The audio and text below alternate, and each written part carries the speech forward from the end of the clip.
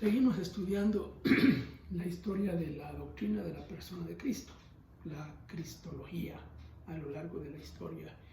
Y hemos visto ya la iglesia primitiva, que es donde se dieron las mayores controversias y donde surgió el credo de Calcedonia, que es lo último que vimos, que es el credo cristológico más importante.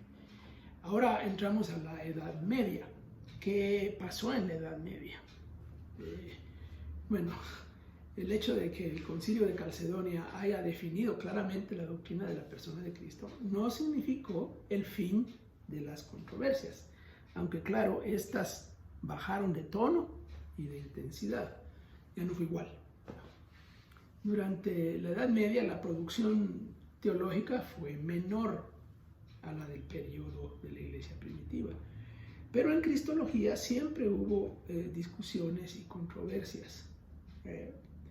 Tres fueron los problemas mayores en este periodo: dos en la iglesia oriental y uno en la iglesia occidental. Veamos los problemas en la iglesia oriental. En la iglesia oriental continuó la controversia que había sido iniciada por Eutico. ¿Recuerdan la herejía de Eutico? Y así surgió el monofisitismo, o monofisismo.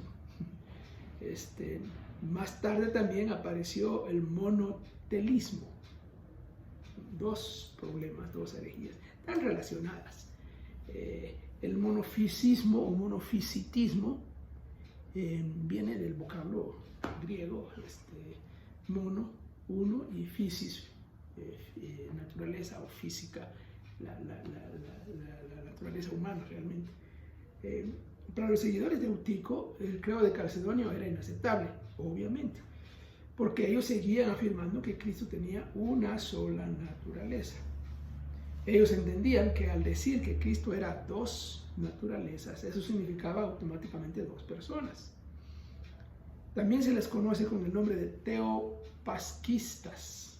Es esa doctrina que decía que Dios fue el que sufrió, Dios Padre sufrió en la cruz también, es decir, sufrió como Dios, digamos. En resumen, los monofisitas insistían en decir que Cristo tuvo una sola naturaleza.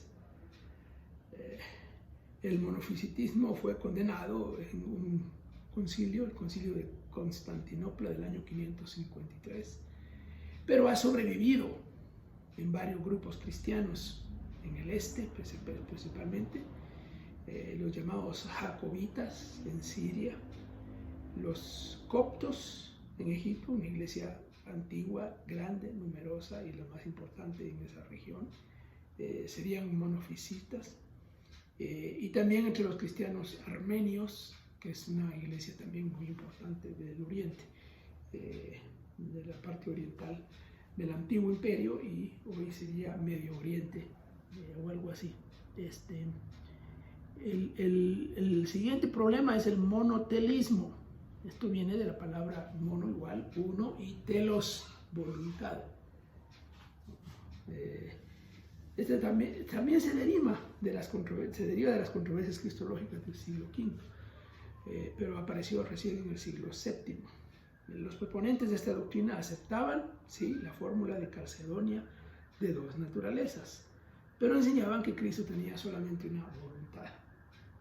Esta doctrina fue definitivamente condenada en el tercer concilio de Constantinopla, en el año 681.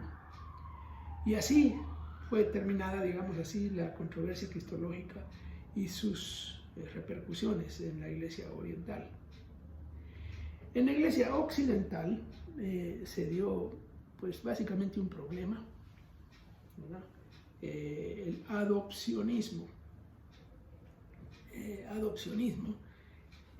Parece referirse a la vieja herejía monarquiana, que es trinitaria, del siglo III, pero más realmente está emparentado con el nestorianismo. Se enseñaba que Cristo, respecto de su divinidad, era hijo de Dios, pero respecto a su humanidad lo era solamente por adopción. ¿Cuál es el problema? ¿Verdad? Dos obispos españoles son los que enseñaban esto, Félix de Urgel y Elipando de Toledo. Y ellos enseñaban esto con el propósito de facilitar la evangelización de los musulmanes que ya estaban en España, a quienes ofendía el concepto de Jesús como Dios. El problema teológico era que separaban al Cristo, dividiéndolo en dos personas. Al decir que Jesús fue adoptado por Dios como su Hijo recién en el momento del bautismo en agua. Cuando Dios Padre dice, este es mi Hijo amado, en el cual tengo contentamiento. Estos enseñan que ahí, en ese momento, Jesús, el ser humano, se convirtió en Hijo de Dios por adopción. Dios lo adoptó. Es a partir de ahí que se puede hablar de Jesús como Hijo de Dios. Es un problema interesante porque se ha repetido en otros contextos. El resultado, ¿cuál fue el resultado de esta? En el año 792 se convocó un sínodo donde un famoso personaje de aquella época, Alcuino de York, que era como el erudito principal al servicio del emperador Carlomagno, que era el que estaba en ese tiempo, convenció a Félix de su error. Y en el año 794 se convocó otro sínodo, esta vez en Frankfurt, donde se condenó oficialmente el adopcionismo. En cierta medida, esta doctrina ha sobrevivido a través del tiempo, en varios grupos. La teología liberal del siglo XIX sería hasta cierto punto adopcionista, porque hay muchos teólogos liberales que enseñaban que el título Hijo de Dios es un título que se lo ganó Jesús por su obra, pero que fue adoptado, digamos, como Hijo de Dios.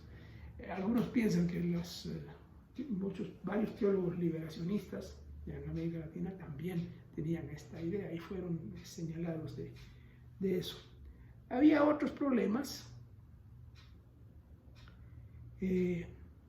algunos problemas cristológicos entre los teólogos medievales, pero son de menor calidad. El tema de Nestorio se da vuelta y se da vuelta y se da vuelta, como ya mencionamos, probablemente la herejía más recurrente y realmente más difícil de condenar, lo que parece que estaba correcta. Bueno, vamos a dejar la iglesia medieval y seguiremos con la iglesia de la Reforma y más allá, pero por ahora lo dejamos aquí.